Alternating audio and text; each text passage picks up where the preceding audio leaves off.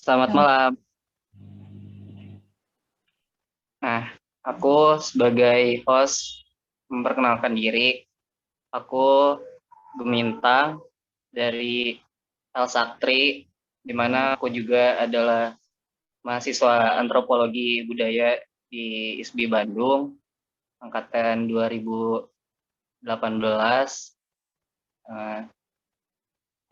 Aku mau memperkenalkan dulu sebelumnya tentang Elsaktri. Elsaktri ini suatu organisasi yang sifatnya saat ini ya masih alternatif gitu dengan namanya Elsaktri Lingkar Studi Alternatif Kesenian Kebudayaan Kerakyatan, yang dimana anggotanya saat ini masih beranggotakan mahasiswa dan mahasiswi di ISBI Bandung.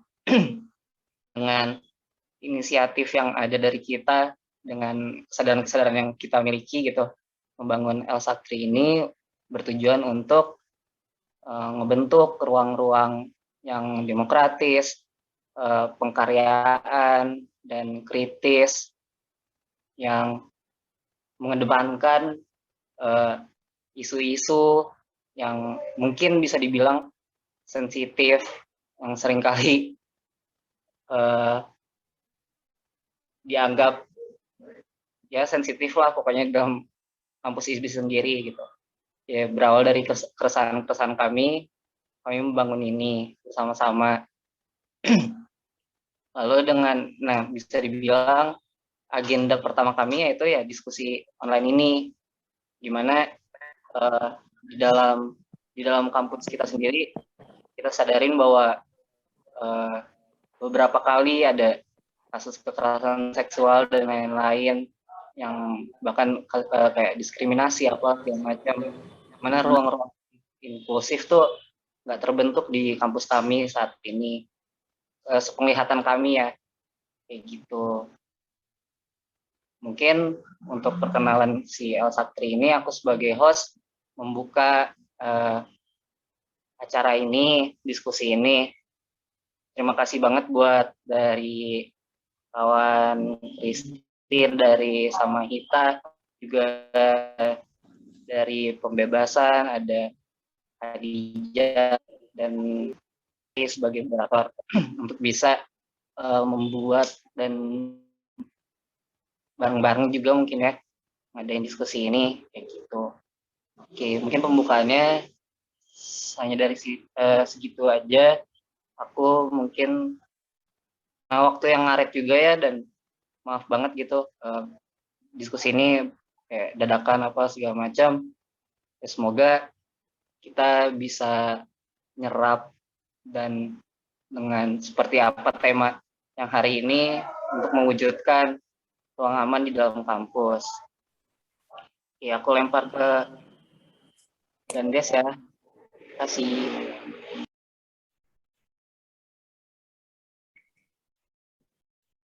Assalamualaikum warahmatullahi wabarakatuh.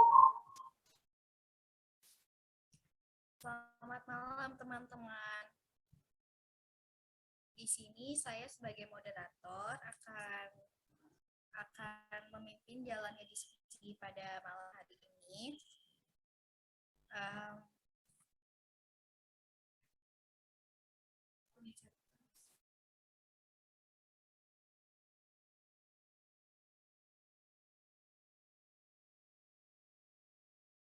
Karena tadi sudah sedikit ditahu tentang Elsaktri itu apa dan pembukaan sedikit oleh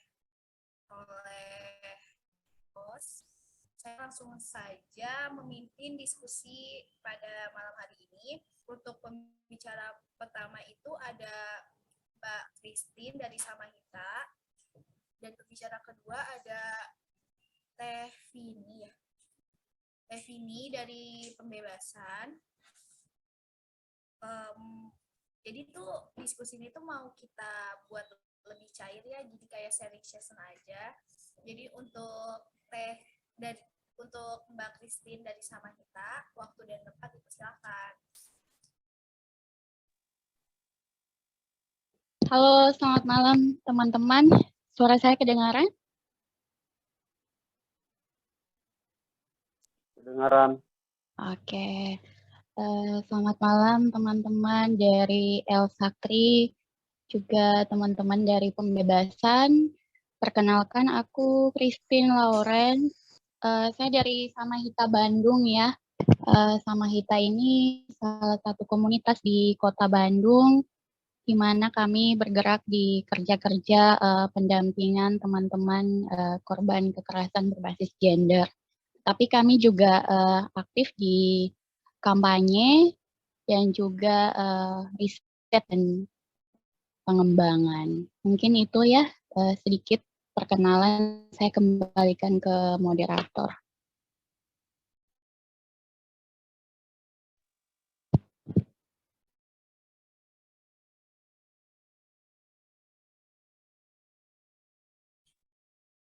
Tadi perkenalan sedikit dari Mbak Christine dari Samahita. Ini Mbak, sekarang kita langsung lanjut ke diskusinya aja Mbak. Materi yang akan Mbak bawakan. Boleh, silakan.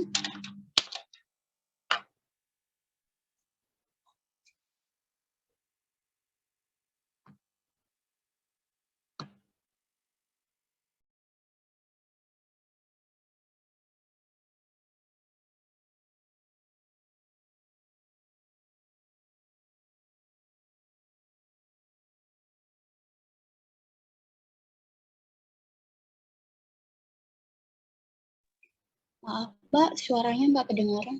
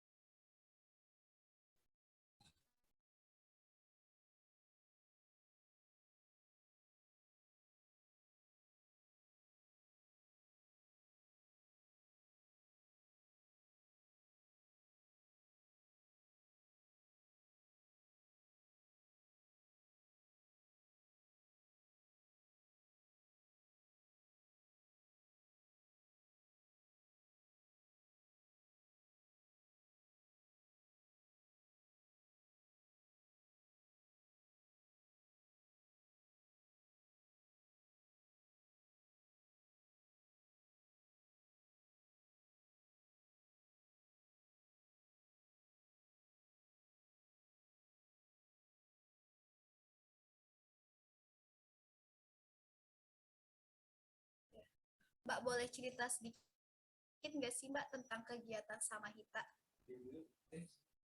Aku masih nggak kedengaran. Oke, baik. Mungkin aku akan cerita sedikit karena kita bicara terkait menciptakan ruang aman di kampus. Mungkin aku akan bicara sedikit terkait kerja-kerja Samahita, terkait kerja-kerja pendampingan korban lebih tepatnya. Kegiatan Samahita sebenarnya ada dipisah dalam beberapa subdivisi ya. Salah satu divisi kami adalah divisi pendampingan, di mana fokus kerja di divisi pendampingan Samahita adalah pemulihan korban kekerasan berbasis gender. Di Samahita sendiri, kami sepanjang tahun 2020 sampai dengan saat ini, awal pandemi ya, sampai saat ini banyak sekali kasus-kasus kekerasan ya yang terjadi di ranah digital yang kami tangani. Tetapi tentu di sisi lain kami tidak bekerja sendiri. Kami punya beberapa jaringan yang membantu kami dalam kerja-kerja pendampingan korban. Lalu yang berikutnya di Samahita juga ada divisi kampanye edukasi, di mana kami melakukan kelas-kelas peningkatan kapasitas sebagai pendamping, juga kelas gender yang rutin, ada dialog sore untuk membahas isu-isu terkait kekerasan berbasis gender. Juga kami melakukan kampanye melalui sosial media. Kalau teman-teman bisa lihat Instagram kami punya banyak sekali konten dan juga podcast.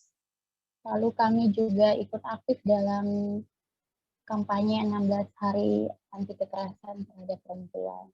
Mungkin itu ya Mbak secara singkat kerja-kerja kami di Samahita. Saya kembalikan lagi ke moderator. Aku boleh nanya-nanya tentang Oh, kayak boleh.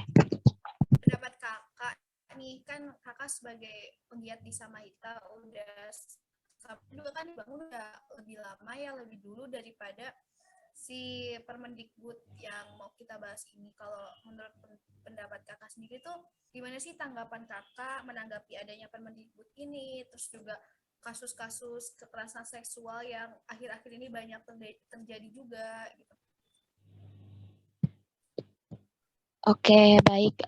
Suara saya bisa kedengaran sama semua teman-teman atau kekecilan atau kejauhan? Aman sih, kalau suara Oke. aku kedengeran kan? Mungkin agak dinaikkan sedikit karena kekecilan. Saya mohon maaf ya nggak bisa nyalain video karena posisi saat ini di Jakarta lagi hujan lebat. Biar nggak mengganggu jaringan, saya izin ya matikan video. Kalau ditanya pendapat terkait Permendikbud ini ya, menurut saya sendiri ini suatu angin segar ya, angin segar, berita yang baik dari perjuangan teman-teman semua, perjuangan kita bersama terkait pencegahan dan penanganan kasus kekerasan seksual ya. Kalau kita baca di Permendikbud, itu salah satu aspek yang penting banget dalam penanganan kasus kekerasan seksual itu adalah pemulihan korban. Dan di sana udah ke-include di sana. Lalu yang berikut ada konsep persetujuan korban dan saksi, di sana sudah termuat di sana. Jadi menurut saya dengan adanya Permendikbud ini suatu angin segar yang baru yang memang sudah seharusnya ada. Yang sudah seharusnya ada karena melihat gelombang kasus kekerasan seksual apalagi di masa pandemi seperti ini cukup luar biasa. Bukan hanya terjadi di ranah offline tetapi juga di ranah digital. Dengan adanya Permendikbud ini dia tidak hanya mengatur bagaimana kekerasan seksual itu terjadi di ranah offline, tetapi juga ada angin segar baru nih terkait bagaimana kasus kekerasan seksual itu ternyata terjadi di ranah digital, gitu Mbak.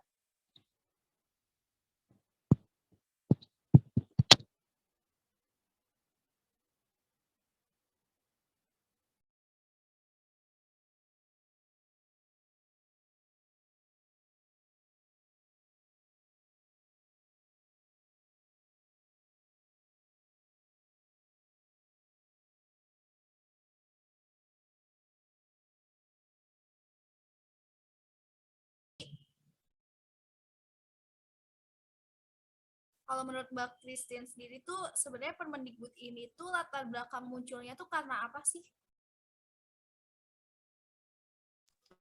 Maaf kawan, suaranya terlalu kecil.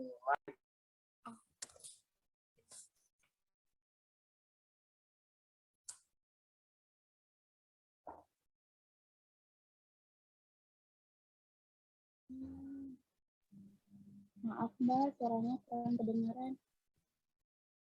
Halo, udah kedengeran jelas belum? Udah lebih besar belum suara aku?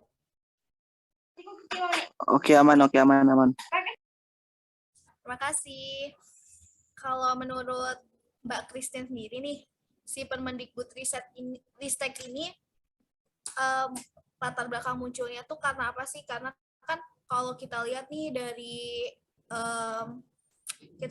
aksi tahun 2019 dulu pun RUU PKS pun sampai sekarang masih dipertanyakan kan. Terus tiba-tiba Permendikbud Ristek nih hadir gitu. Kalau menurut Mbak Christine nih latar belakang munculnya tuh karena apa? Oke, baik.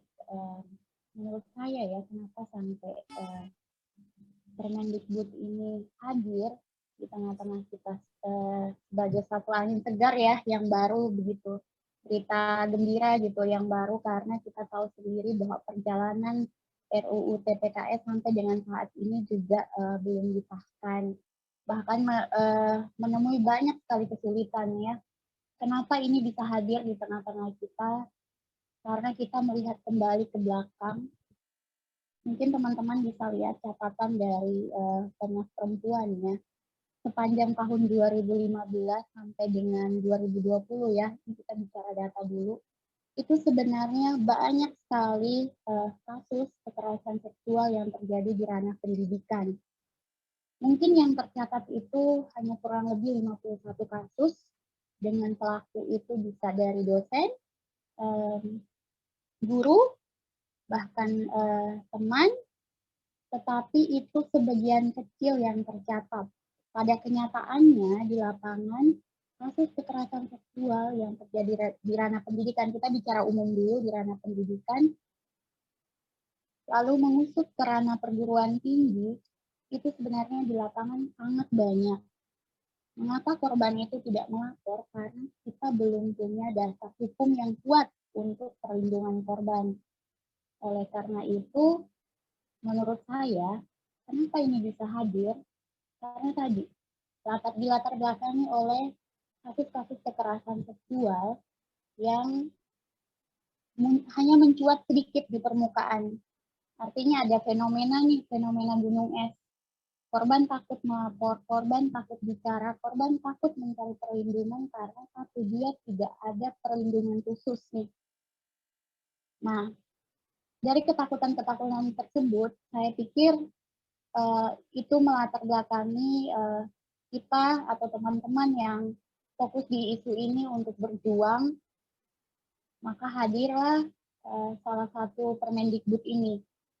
Itu menurut saya, karena dilatar belakangi oleh data-data nih dari tahun-tahun sebelumnya, ternyata banyak juga nih kasus kekerasan seksual yang terjadi di ranah komunitas, dalam artian di lingkungan pendidikan ya.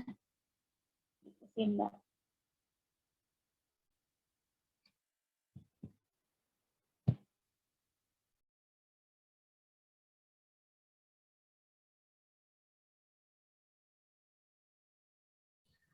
Lalu kalau kita lihat lagi ya, Mbak, tentang perkembangan si Permendikbud ini, dari adanya munculnya Permendikbud, terus abis itu banyak kayak influencer, artis-artis juga pada ikut andil dalam kampanye yang anti kekerasan seksual. Terus juga ada jaringan muda itu yang kayak komunitas gitu yang kayak memantik untuk setiap kampus itu punya ruang aman gitu.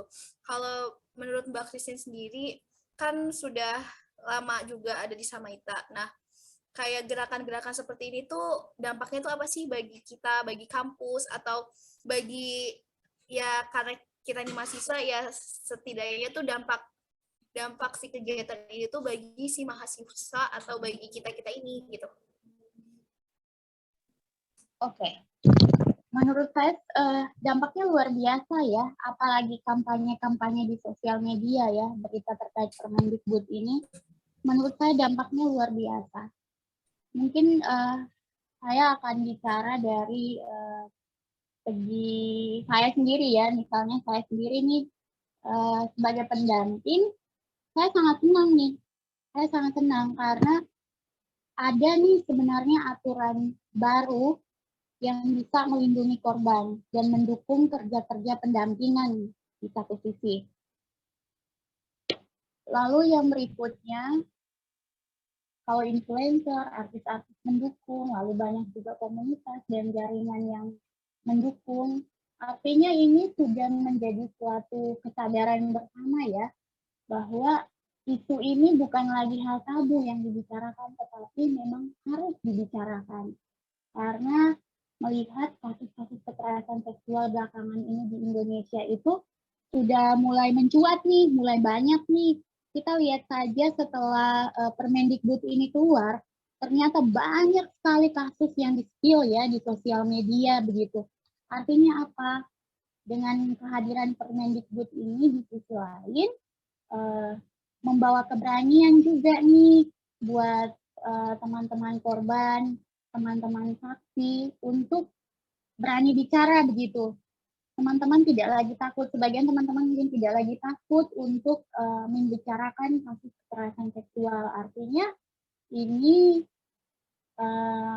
hal yang baik ya Mbak ya, kalau memang ada influencer, ada artis, ada teman-teman komunitas dan jaringan yang mau turut serta untuk oh ini nih Permendikbud kita nih gitu. Artinya bagus sih menurut saya. Karena menumbuhkan awareness juga kan, menumbuhkan kesadaran bersama juga bahwa oh ini tanggung jawab kita bersama nih dengan adanya Permendikbud ini. Kita bareng-bareng yuk menciptakan ruang aman di lingkungan pendidikan.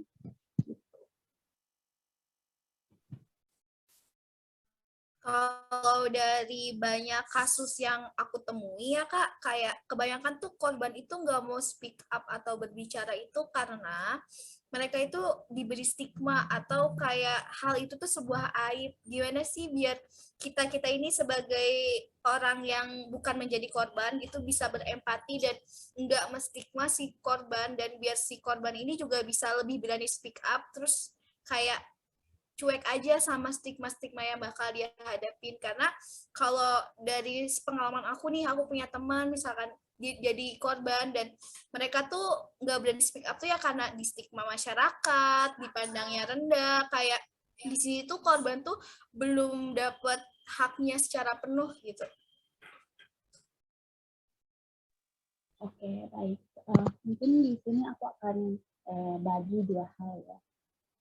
Korban bicara atau speak up dan diskriminasi lingkungan sosial. Yang pertama, korban berani bicara itu adalah pada prinsipnya dia harus siap dulu. Kita tidak bisa memaksa korban untuk bicara kalau korban belum siap. Karena yang mempunyai trauma adalah korban. Yang memproses trauma tersebut adalah korban. Lalu yang berikut diskriminasi. Memang betul sekali diskriminasi terhadap korban kekerasan seksual di lingkungan masyarakat kita itu bukan hal yang baru ya. Sangat sering sekali korban itu mendapatkan diskriminasi. Korban disalahkan. Biasanya korban yang disalahkan. Itu sebenarnya pengaruh apa? Mungkin teman-teman saya yakin sekali familiar sekali dengan budaya kita di Indonesia, yaitu budaya patriarki, di mana menempatkan korban perempuan ya, terutama sebagai manusia kelas 2, itu sebenarnya juga berpengaruh ya pada pola pikir masyarakat kita saat ini, di mana apabila kejadian itu dialami oleh teman-teman perempuan, tidak menutup kemungkinan teman-teman laki-laki ya, itu malah sebaliknya bukan teman-teman didukung dan diberi ruang, tetapi teman-teman malah disalahkan. Oh ini salah kamu karena kamu pulangnya malam. Ini salah kamu karena kamu pakai bajunya kurang sopan. Ini kesalahan kamu karena kamu pacaran gitu. Budaya menyalahkan korban itu di Indonesia masih sangat kental sekali, sehingga itu menjadi salah satu faktor di mana korban itu tidak berani speak up.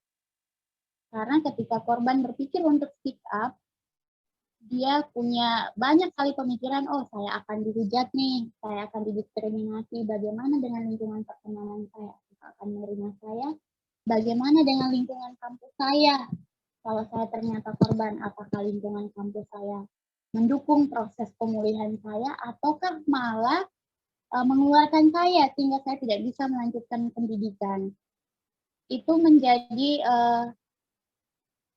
problematik ya, pergumulan korban sendiri sih sebenarnya. Makanya kenapa, apa nih yang harus kita lakukan sebagai teman atau sebagai salah satu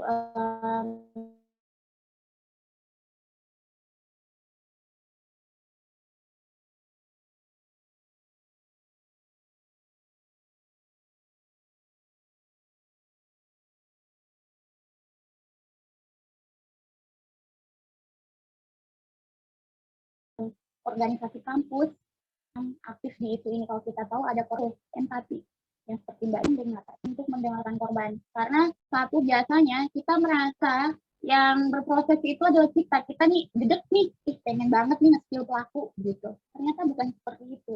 Bukan kalau dari segi pendampingan korban kekerasan itu tetap berprinsip pada persetujuan korban. Jadi ketika korban itu hanya minta untuk bercerita, kita buka ruang seluas-luas mungkin untuk dia bercerita dengan nyaman. Kita tidak menanggapinya dengan diskriminasi. Kita memberikan saran kalau korban meminta saran, itu yang paling penting. Lalu yang berikut, jika korban membutuhkan bantuan, kita menawarkan bantuan dengan kapasitas kita. Tidak berpikir bahwa, oh ini bagian saya nih, bukan. Karena yang menjadi pejuang sebenarnya di situ adalah korban, Mbak. Jadi menurut saya penting banget nih dalam proses kita menjadi teman ataupun menjadi orang yang dipercaya oleh korban itu adalah tetap meminta persetujuan korban untuk apa yang selanjutnya mau dijalankan. Mungkin itu dulu ya Mbak ya. Kalau untuk Samahita sendiri nih ya, dalam kasus-kasus pengaduan tentang kekerasan seksual atau kayak pembimbingan kepada korban kekerasan seksual itu seperti apa sih Kak langkah-langkahnya kalau untuk Samahita sendiri? Oke, baik. Jadi untuk pengaduan ya, saya bisa bilang pengaduan kasus kekerasan seksual di Samahita itu sebenarnya saya punya SOP. Jadi misalnya korban menghubungi kami atau teman korban atau saksi menghubungi kami, itu alurnya berbeda, Mbak. Kalau korban menghubungi kami, biasanya akan langsung ada permintaan dari kami terkait identitas dan juga kronologi. Nah, setelah dari kronologi tersebut, kita akan bareng-bareng sama korban untuk memproses. Ini sebenarnya kita membantu ya, kita membantu karena peran pendamping itu salah satunya untuk memfasilitasi, dalam artian kita membantu korban untuk menemukan nih kebutuhan paling utamanya apa. Nah, setelah kebutuhan utamanya apa, biasanya kalau misalnya dia hanya butuh teman sebaya atau teman pendamping, tergantung kasusnya. Kalau misalnya kasusnya ringan, bisa didampingi oleh satu pendamping. Kalau kasus sedang sampai dengan berat,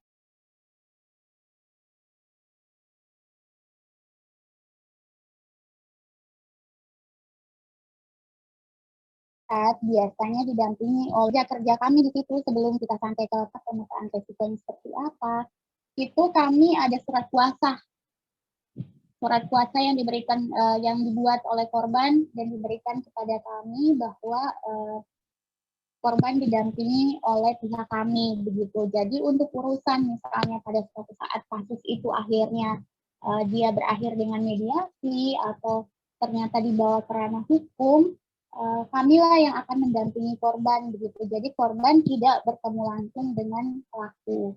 Karena begini, ketika korban bertemu langsung dengan pelaku, otomatis kita malah ini membuat korban lebih trauma lagi, double trauma jadinya. Jadi sebenarnya proses di kami itu satu identitas dan kronologi, yang berikutnya ada surat kuasa, lalu ada perumusan kebutuhan, lalu yang ketiga ada pemetaan resiko. Selesai dengan pemetaan resiko, kita dari perumusan kebutuhan ini kita akan tahu korban butuhnya apa. Apakah pelayanan kesehatan, apakah pelayanan psikologis, apakah rumah aman, mediasi, dan sebagainya. Nah, dari kebutuhan tersebut, baru nih kalau misalnya dia ternyata butuh layanan psikologis, kita akan bekerja sama dengan beberapa jaringan kami untuk konseling psikologis. Kalau misalnya butuh bantuan hukum, kita akan bekerja sama juga nih dengan beberapa teman di lembaga bantuan hukum untuk mendapatkan bantuan hukum. Seperti itu. Dan juga untuk yang lain ya, kayak akses psikologis, rumah aman, juga kebutuhan ini ya, pelayanan kesehatan. Mungkin itu ya Mbak yang bisa aku bagi sedikit. aku boleh nanya satu lagi pertanyaan terakhir nih Kak. Kalau untuk langkah awal yang bisa kita lakuin ini di elemen kampus itu tuh seperti apa sih langkah awal untuk yang ngebangun ruang aman untuk lingkungan kampus kita sendiri? Kan kalau tentang kesadaran itu udah pasti kita semua tuh kayak punya kesadaran, tapi kadang tuh kayak aduh lingkungan aku aja tuh begini, jadi kayak pesimis duluan gitu. Langkah awal seperti apa sih yang bisa kita lakukan nih untuk membangun ruang aman di sekitar kita dulu ya, ya di kampus gitu. Oke, ini kita bicara ini ya, luas ya, kampus dari segi luas nih.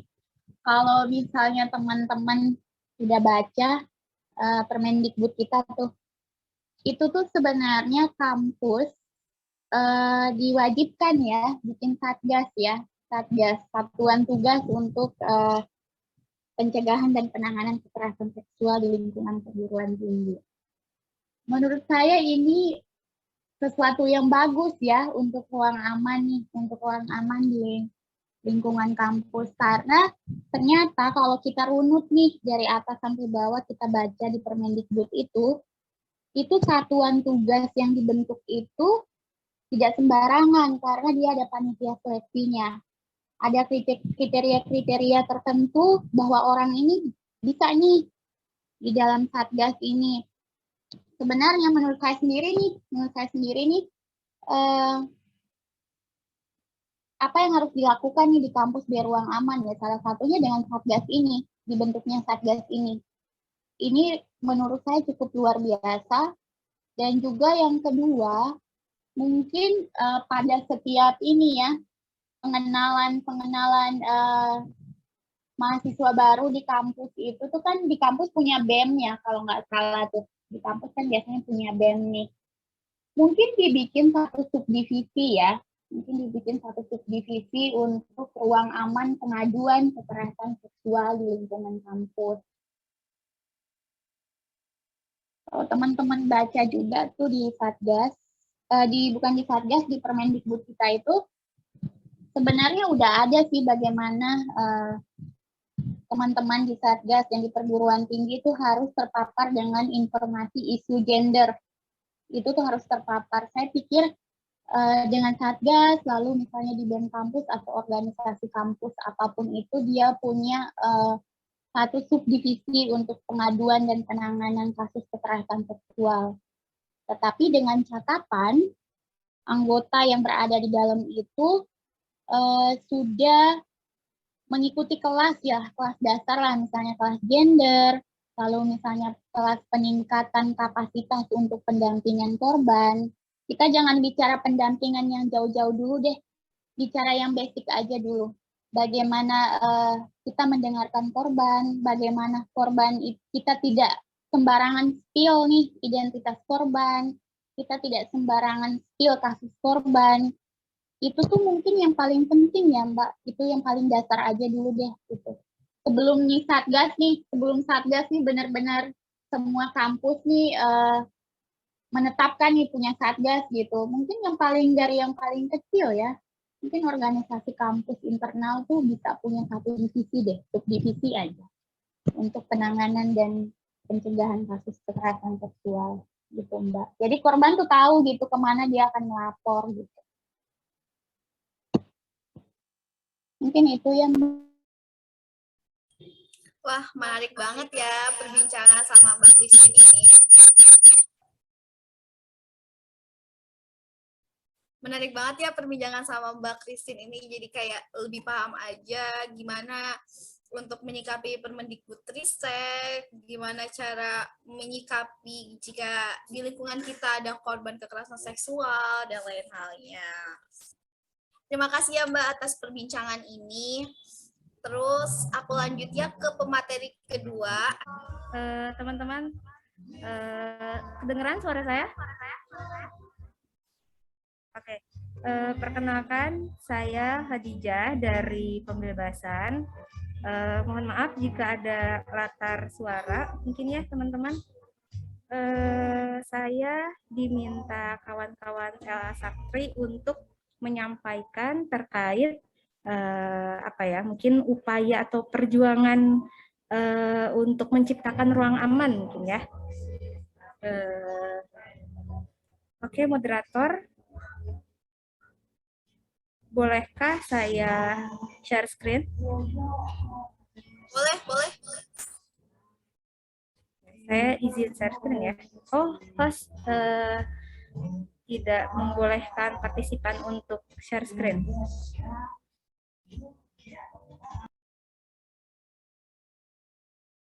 Boleh bantu, moderator?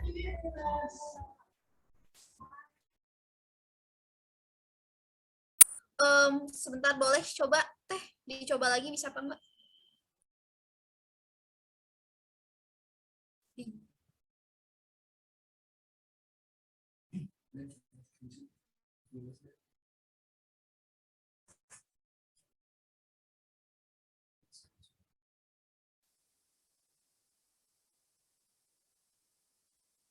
Sudah terlihat ya Teh share screen-nya? Share screen-nya sudah terlihat? Sudah. Ya, saya pakai 2 perangkat ya ini soalnya. Laptopnya takut kejauhan. Oke, sebentar.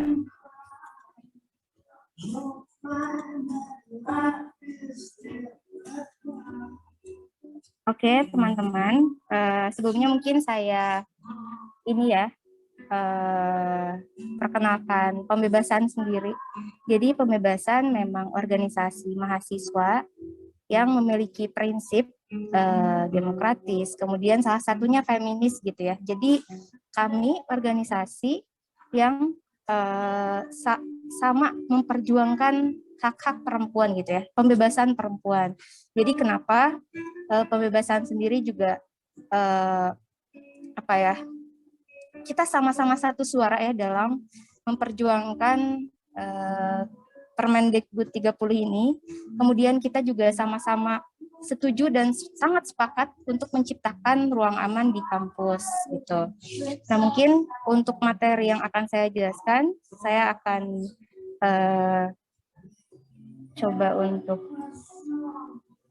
menyampaikan mengenai Permendikbud ini.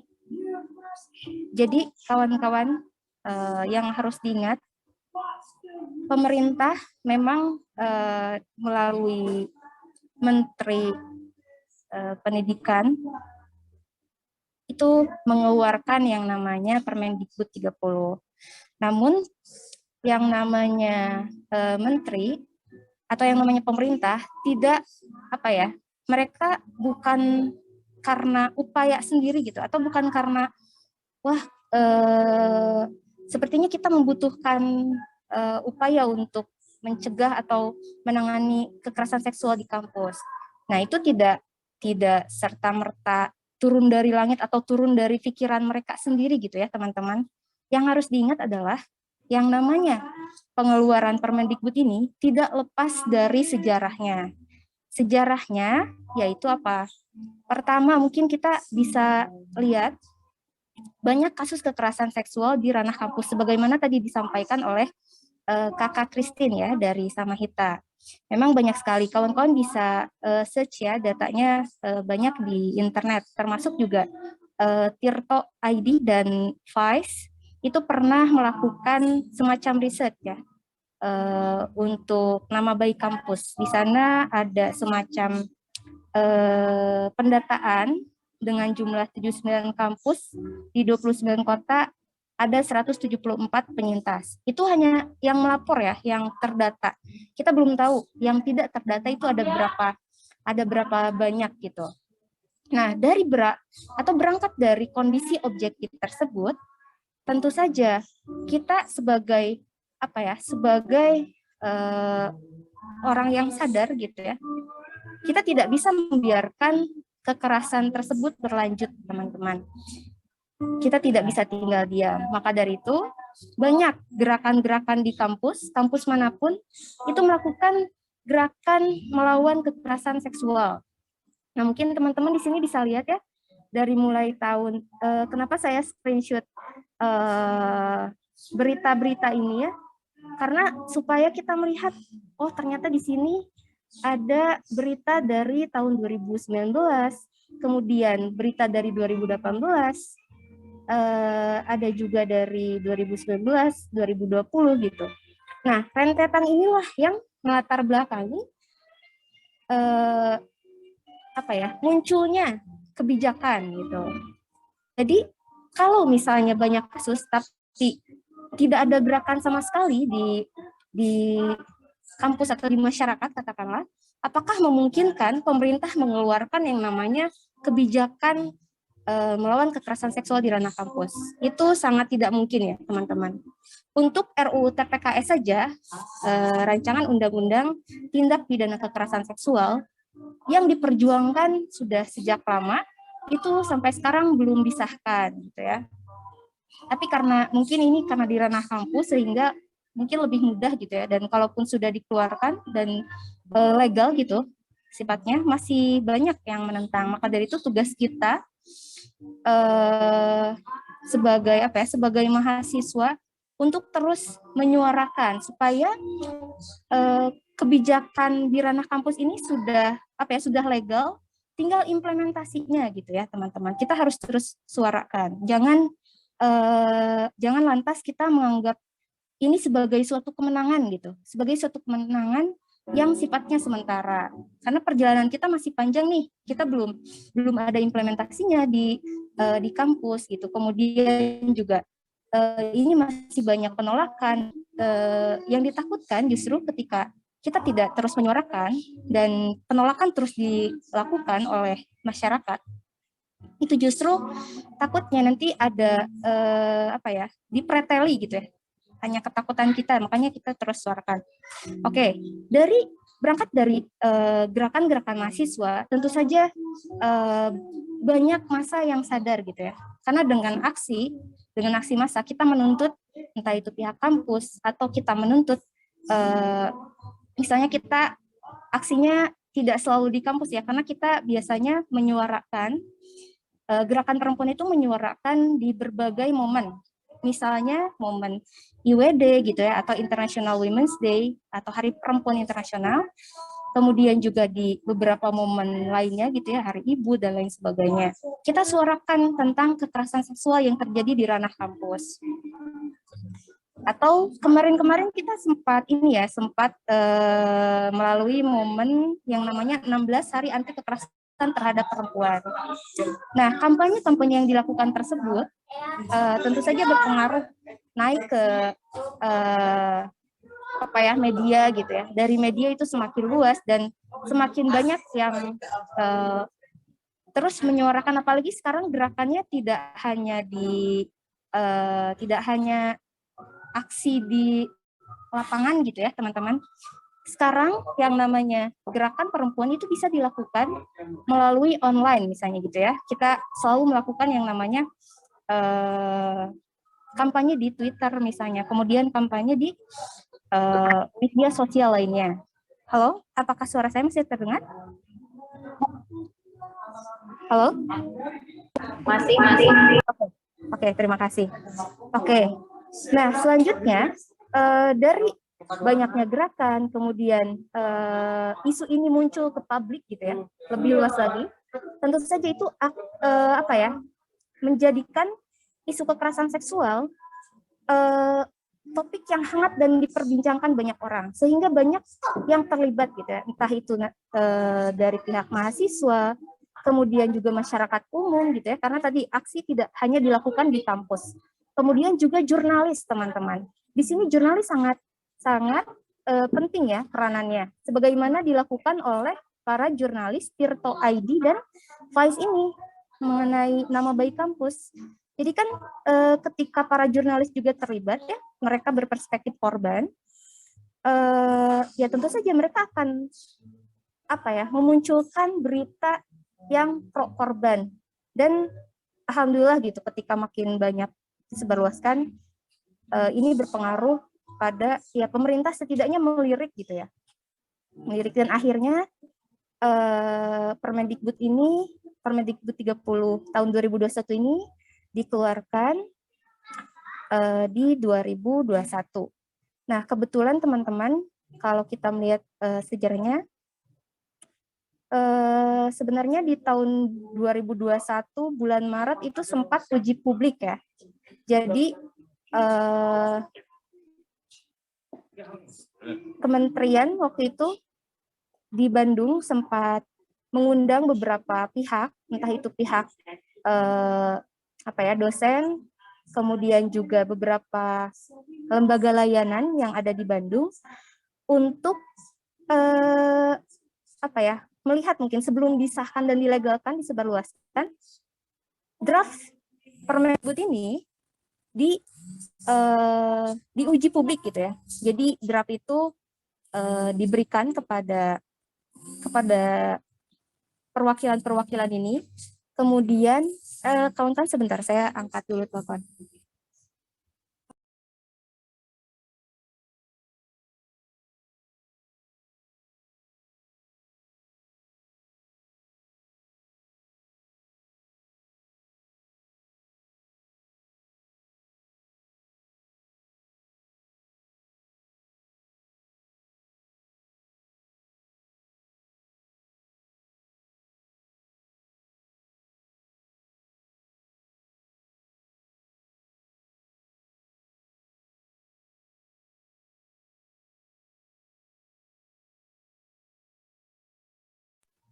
Oke, kawan-kawan, maaf tadi sempat ada telepon dulu.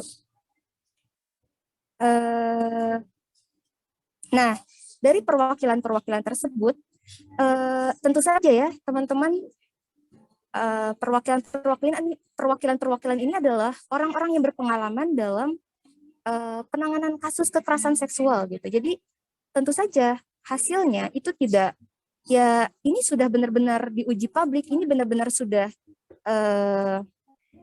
sudah menyesuaikan dengan kebutuhan korban gitu ya. Karena pengalaman pelayanan tersebut ya dituangkanlah dalam Permendikbud ini untuk memenuhi kebutuhan korban seperti itu. Nah, jadi bagaimana teman-teman? Karena kita sudah melihat ya sejarahnya atau rentetan sejarah bahwa kebijakan yang ada itu tidak terlepas dari apa yang kita perjuangkan. Maka dari itu, mungkin untuk menciptakan ruang aman, kita juga harus memperjuangkannya dengan cara ya kita melakukan misalnya aksi gitu. Kemudian tadi juga sempat dibahas ya, melakukan diskusi, kemudian melakukan penyadaran tentang ya diskusi gender gitu ya, bagaimana masyarakat atau sivitas akademik itu tidak bias gender, maksudnya berangkat dari hal-hal kecil terlebih dahulu gitu ya, seperti itu. Nah kemudian yang harus diingat juga oleh teman-teman, kita ada tuntutan ya, kita ada tuntutan untuk menciptakan ruang aman. Apakah ruang aman tersebut akan dengan mudah diberikan oleh pihak kampus atau masyarakat akan benar-benar menciptakan ruang aman? Tentu saja tidak ya teman-teman. Jadi yang harus kita lakukan adalah melakukan demokratisasi kampus terlebih dahulu gitu ya. Maksudnya apa? Maksudnya di sini bagaimana semua masyarakat, semua sivitas akademik itu bebas mengekspresikan suaranya, menyampaikan pendapatnya di kampus. Kalau misalnya di kampus saja kita sudah tidak aman ketika berpendapat, entah itu mengenai orientasi gender, orientasi seksual, kemudian juga hak-hak perempuan gitu. Bagaimana kita bisa mendapatkan ruang aman gitu untuk hal yang mendasar saja, kebebasan berekspresi, kebebasan berpendapat itu tidak bisa tidak bisa kita klaim gitu di dalam kampus. Jadi itu mungkin teman-teman, kita ciptakan kampus yang demokratis, kemudian kita juga bisa melakukan yang namanya menciptakan ruang aman gitu ya di kampus. Mungkin untuk teknis-teknis bagaimana menciptakan ruang aman di kampus itu tadi sudah disampaikan ya oleh Kakak Christine dari Samahita.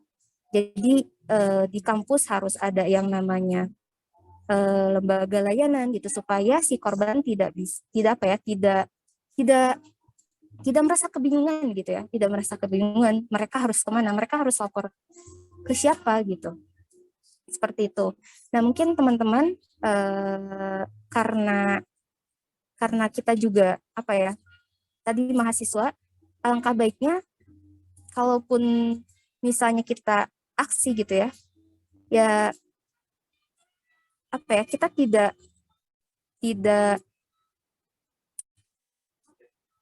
tidak bisa berangkat atau apa ya,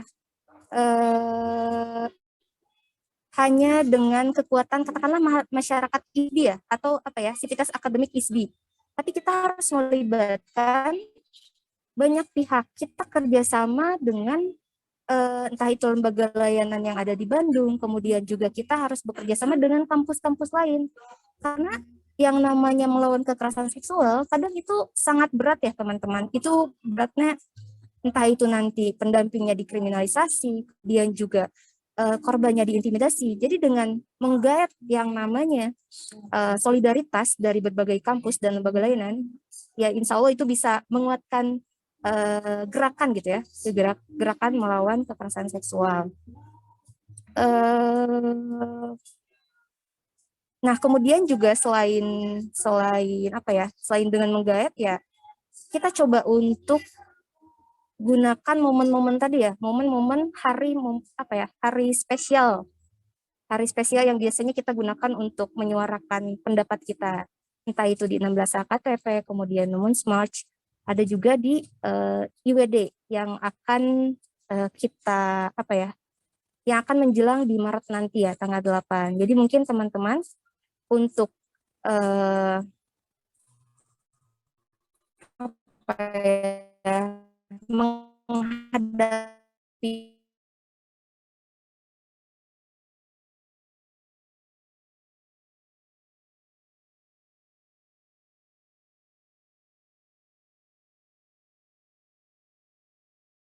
bulan Maret nanti banyak menggalang masih di banyak saat. Mungkin itu dari saya, kakak moderator, kakak Gandes. Oke, terima kasih teman-teman.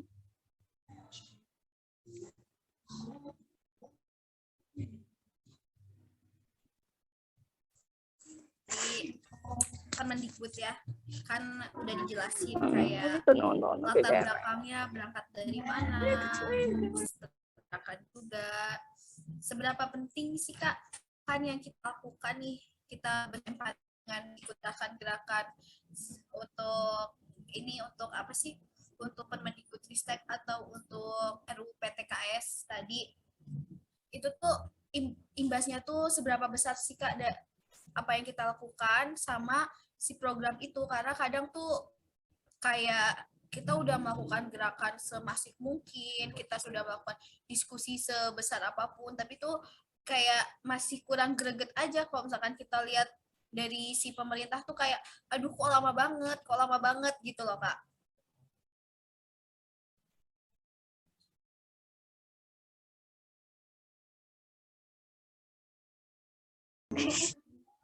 Kakak Ganes, maaf, tadi suaranya kecil, boleh diulang, mohon maaf. Tadi saya nggak terlalu kedengeran, maaf.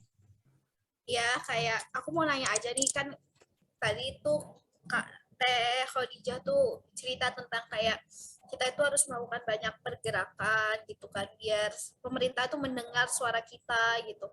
Tapi terkadang ya Kak, kita udah melakukan banyak diskusi, banyak pergerakan, tapi rasanya tuh kayak, aduh kok lambat banget sih, apa yang kita udah lakukan tuh tidak seimbang sama apa yang sudah berjalan di kepemerintahan gitu.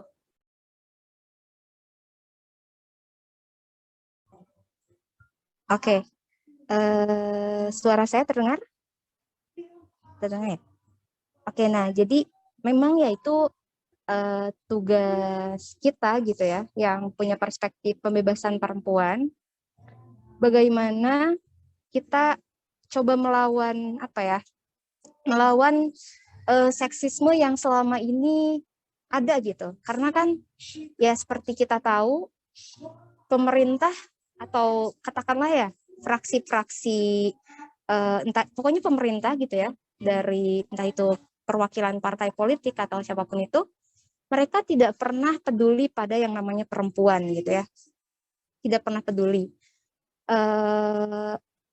Kalaupun misalnya mereka peduli, itu bukan karena mereka apa ya, kalaupun mereka mengangkat isu perempuan, bukan berarti mereka peduli pada kita gitu. Misalnya kita sempat ramai itu di Twitter, kalau teman-teman tahu, pernah salah satu kader di PS itu ngomongin gender gitu ya, tapi sebenarnya ada bias juga dan itu sempat dikritik habis-habisan oleh banyak feminis gitu ya. Please jangan gunakan yang namanya kesetaraan apa ya, jangan gunakan isu gender untuk kepentingan partai gitu. Mungkin teman-teman pernah lihat di Twitter itu sempat ramai ya.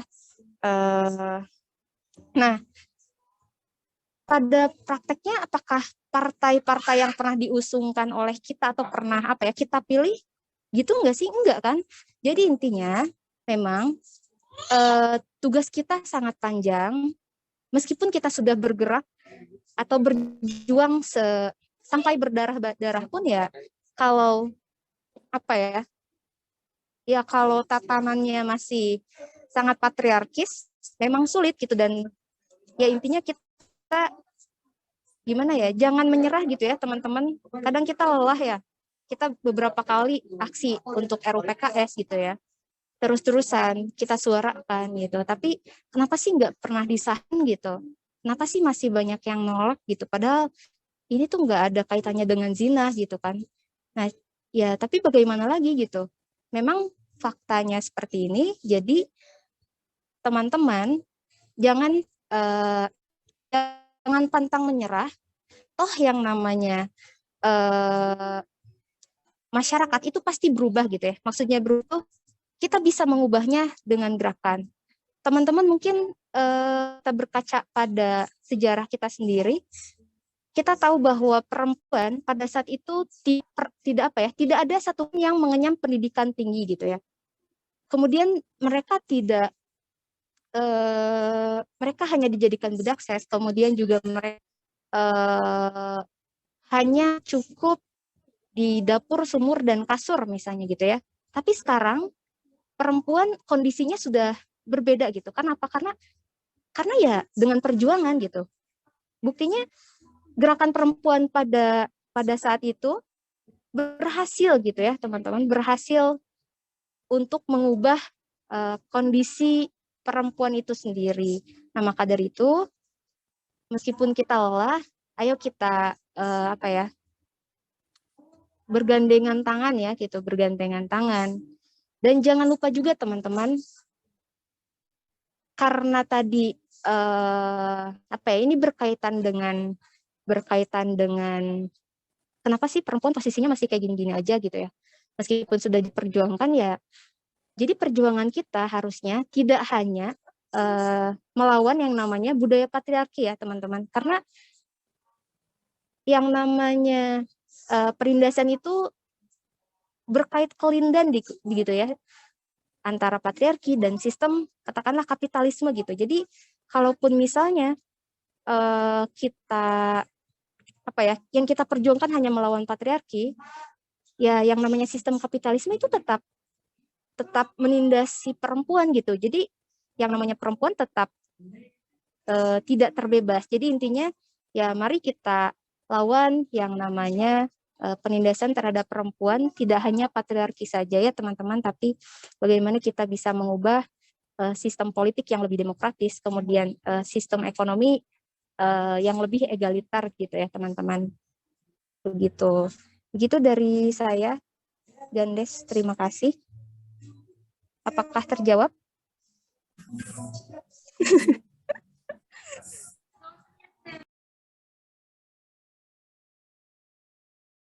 Untuk teman-teman yang ingin bertanya bisa raise hand atau tulis di kolom chat ya. Karena di sini tuh kita bawa cair aja suasananya, jadi kayak sharing season aja.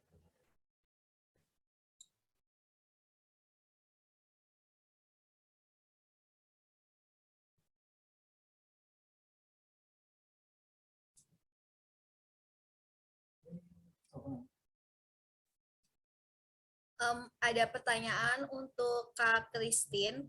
Kak Christine, monitor masih ada? Kak Christine? Halo? Ini ada pertanyaan dari Gemintang, kayak gimana ya proses dan tahapan untuk mengakses atau melakukan pelaporan?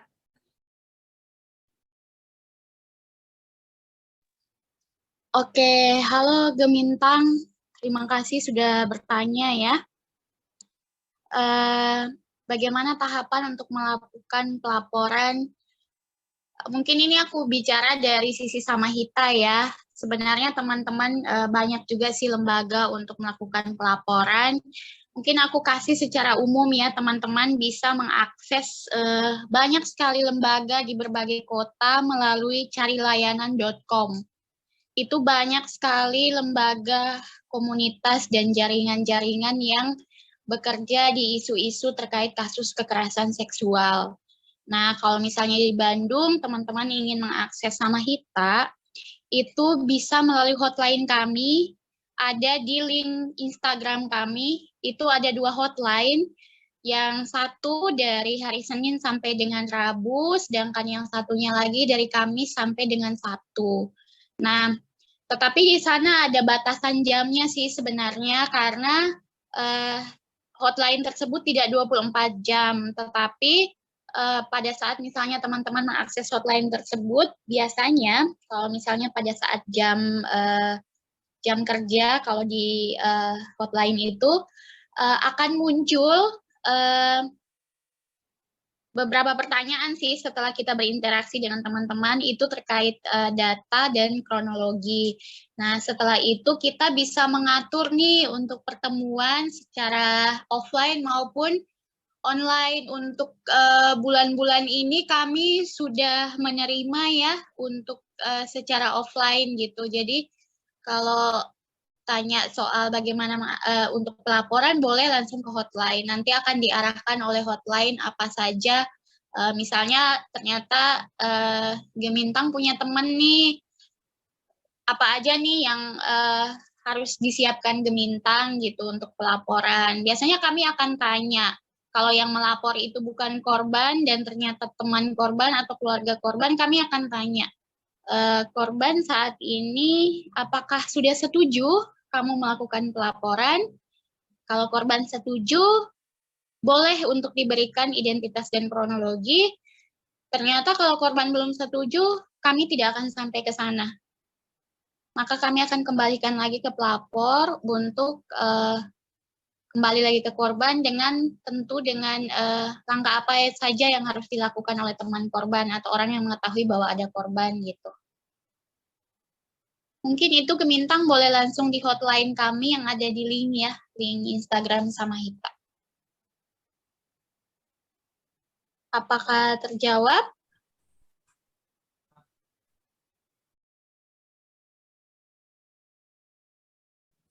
Terima kasih Kak Christine.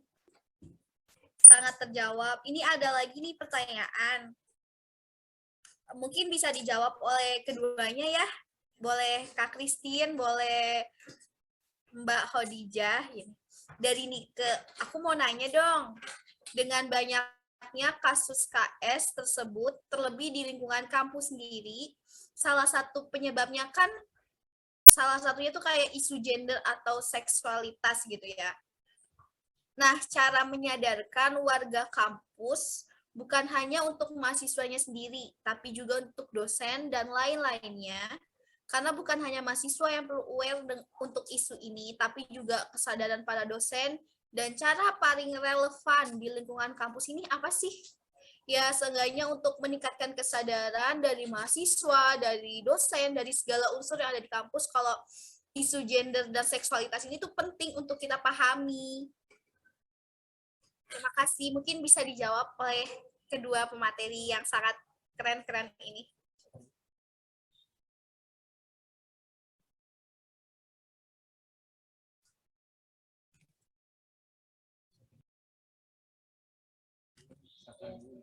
Mungkin kalau dari Kak Khadijah.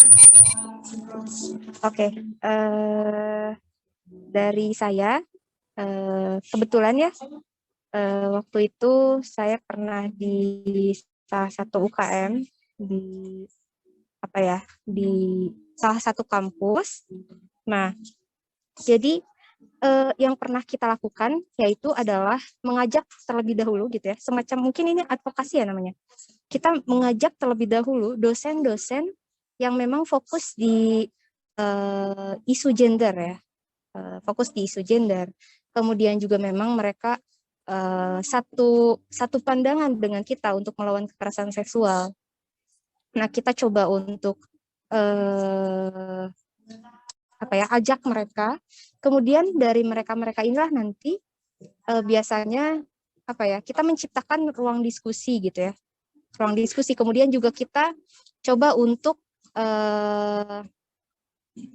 ruang diskusi ini sebenarnya memang sasarannya mahasiswa, tapi setidaknya dengan kita menggait para dosen gitu ya, dosen-dosen lain bisa ikut bisa ikut turut membahas gitu. Dan sebenarnya dari kita menggait atau menggait dalam gerakan kita menggait para dosen itu pengaruhnya bisa pada nantinya si pihak kampus melakukan semacam ya mungkin diskusi melalui mungkin kalau beberapa kampus ada yang namanya PSGA ya teman-teman, ada yang namanya PSGA. Kita bisa dorong PSGA ini untuk menciptakan semacam diskusi atau riset misalnya gitu ya, Pusat Studi Gender dan Anak. Nah, PSGA ini beda-beda ya namanya. Ada yang PSGA, kemudian apapun itu namanya. Yang jelas dia pusat studi gitu, pusat studi gender gitu.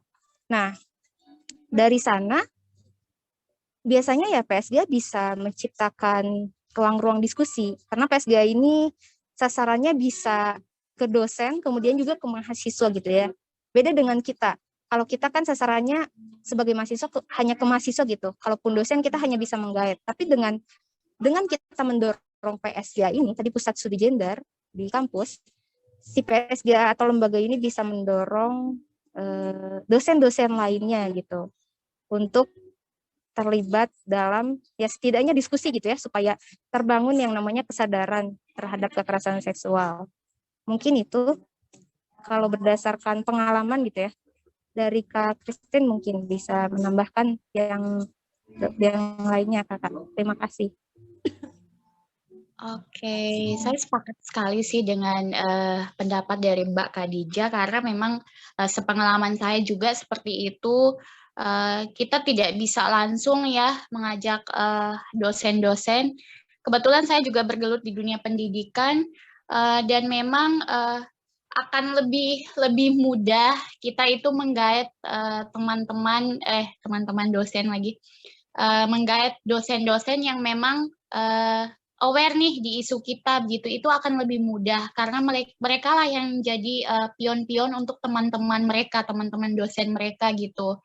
Karena kalau dari segi kita mahasiswa itu, menurut saya secara real di lapangan itu akan lebih susah ketika kita mengajak langsung dosen-dosen yang memang belum terpapar nih dengan isu gender. Kalau untuk teman-teman, maaf saya sekali lagi bilang teman-teman dosen, karena sepengalaman saya juga begitu ketika saya bersama dengan mahasiswa-mahasiswa saya yang kita satu visi, kita satu di isu yang sama itu, kita lebih mudah nih untuk membangun kesadaran bersama, dan saya juga lebih mudah nih menggait teman-teman saya ketika ternyata ada dukungan dari teman-teman mahasiswa, itu ternyata lebih bagus. Saya sepakat sekali dengan Mbak Khadijah sih. Mungkin itu aja.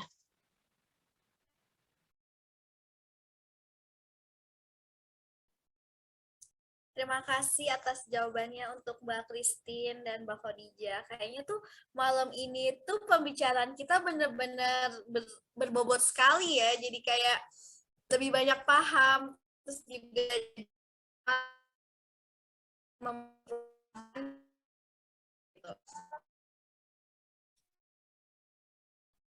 kalau untuk teman-teman yang lain ada lagi ditanyakan mungkin?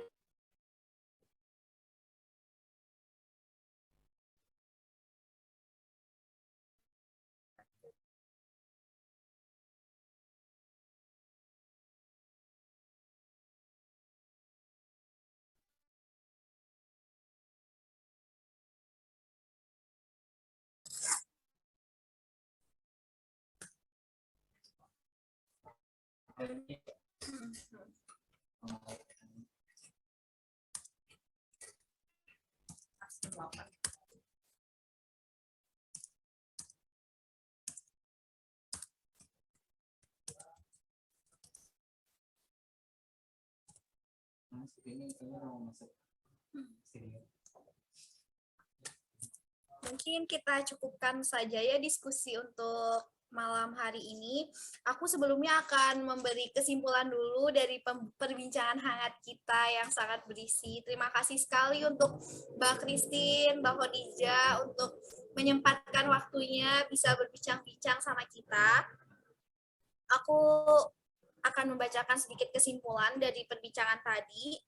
Tadi itu kita membahas tentang Permendikbudristek nomor 30 sebagai solusi terbaik dalam perjuangan perempuan. Karena setelah kita refleksi lagi dari tahun-tahun sebelumnya bagaimana kita memperjuangkan RUU PKS atau tentang si ruang aman bagi perempuan tuh benar-benar sangat panjang banget perjuangan kita ya. Terus ruang aman di dunia pendidikan itu masih dipertanyakan karena masih banyak pelaku kekerasan seksual yang berasal dari lapisan guru, dosen, atau tenaga pendidik. Dan hal itu pun masih menjadi hal yang tabu bagi para korban untuk mengungkapkan apa yang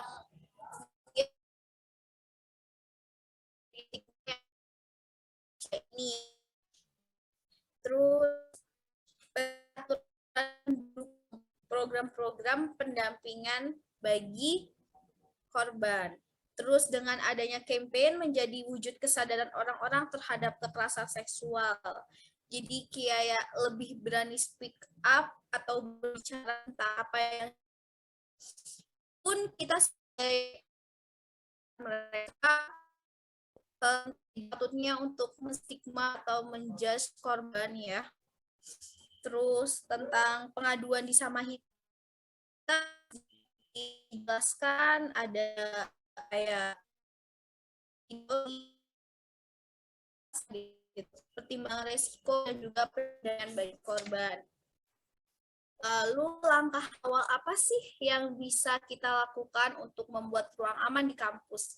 Yang paling utama itu adalah dari diri kita sendiri, menjaga identitas atau privasi korban, membuat satgas di kampus, membuat subdivisi ruang aman pengaduan di kampus lewat BEM mungkin gitu, atau organisasi kampus lainnya. Terus juga kita tuh harus lebih banyak menelaah kembali tentang Permendikbudristek nomor 30 karena di sana sudah sangat dijelaskan secara detail. Kalau dari pemateri kedua dari Mbak Khadijah itu sedikit ngebahas tentang kayak berangkat dari kondisi yang objektif, banyaknya kasus KS di kampus, maka terwujudlah Permendikbud nomor 30 tahun 2021. Terus juga banyaknya gerakan seksual baik di kampus maupun dalam event Hari Perempuan Internasional atau 16 Hari Anti Kekerasan Terhadap Perempuan dan Women's March gitu. Kampanye yang dilakukan di sosial media. Terus terlibatnya semua pihak dalam gerakan. Jadi penting banget gerakan bagi perempuan yang harus kita lakukan, dan perjuangan itu bukan hanya sementara tapi juga harus terus dipelihara, bahkan kita pelihara walaupun Permendikbudristek ini benar-benar disahkan mulai terus isu gender dan seks itu penting banget sih cara kita memberitahu kalau isu gender dan seksualitas ini penting gitu ya, dengan mengajak dosen yang punya visi yang sama dengan kita, membuka ruang-ruang diskusi atau ruang obrolan, terus saling mendukung. Untuk ISDI sendiri bisa bersama-sama bareng kami Elsatri dan teman-teman lainnya untuk membangun hal tersebut, inginnya kami sebegitu. Hanya semoga kita bisa yang inklusif dan toleran. Terima kasih banyak untuk para untuk para narasumber, untuk para peserta yang sudah hadir. Jangan lupa melakukan absen ya di link yang sudah dibagikan di kolom chat. Saya cukupkan sekian.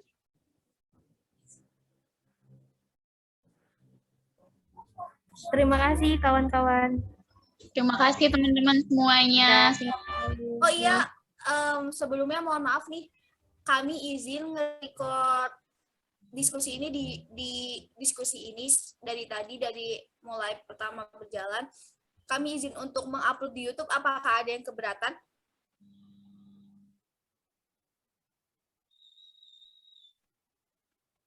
Jika di-upload ke YouTube, apakah ada yang keberatan, teman-teman semua?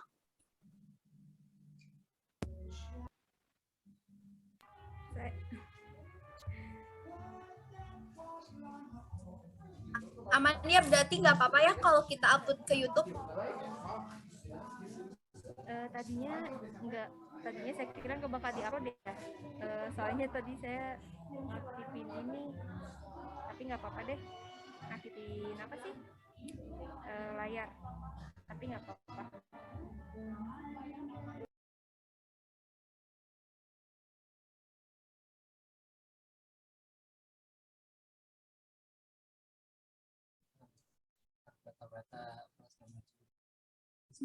Mohon maaf bila banyak kekurangan dalam diskusi ini. Terima kasih banyak untuk para narasumber, para peserta yang hadir. Semoga kita bisa membuka diskusi-diskusi rutin lagi untuk kedepannya. Terima kasih. Sampai jumpa semuanya. Terima kasih teman-teman. Izin live ya. Terima kasih Mbak Christine. Dadah, teman-teman. Terima kasih.